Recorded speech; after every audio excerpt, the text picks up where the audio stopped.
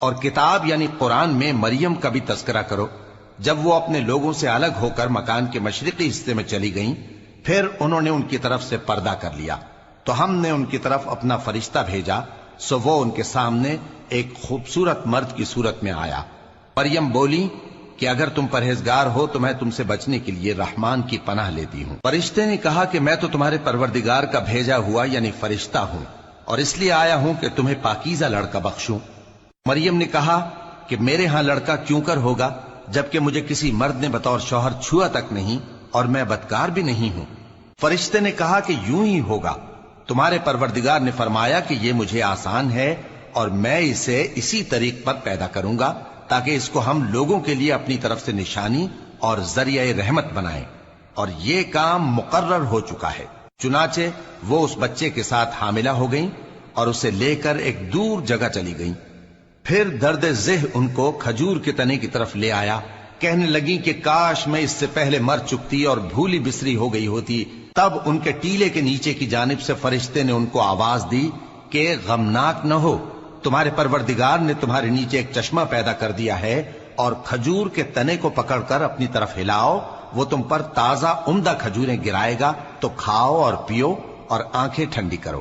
اگر تم کسی آدمی کو دیکھو تو کہنا کہ میں نے اللہ کے لیے روزے کی منت مانی، تو آج میں کسی آدمی سے ہرگز کلام نہیں کروں گی۔ پھر وہ اس بچے کو اٹھا کر اپنی برادری والوں کے پاس لے آئیں۔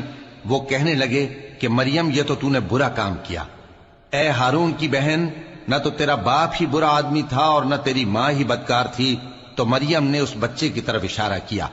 وہ بولے کہ ہم اس سے کہ گود کا بچہ ہے کیسے بات کریں؟ بچے نے کہا کہ میں اللہ کا بندہ ہوں، اس نے مجھے کتاب دی ہے اور نبی بنایا ہے، اور میں جہاں ہوں اور جس حال میں ہوں اس نے مجھے صاحب برکت بنایا ہے، اور جب تک زندہ ہوں مجھ کو نماز اور زکوٰۃ کا ارشاد فرمایا ہے، اور مجھے اپنی ماں کے ساتھ نیک سلوک کرنے والا بنایا ہے اور سرکش و بدبخت نہیں بنایا، اور جس دن میں پیدا ہوا اور جس دن مروں گا اور جس دن زندہ کر کے اٹھایا جاؤں گا مجھ پر سلام ہے۔ یہ مریم کے بیٹے عیسیٰ ہیں، اور یہ سچی بات ہے جس میں لوگ شک کرتے ہیں۔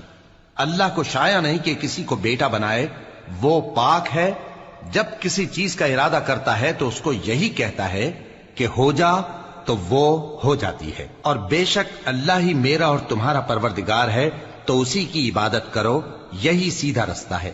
پھر اہل کتاب کے فرقوں نے باہم اختلاف کیا، سو جو لوگ کافر ہوئے ہیں ان کو بڑے دن یعنی قیامت کے روز حاضر ہونے سے خرابی ہے۔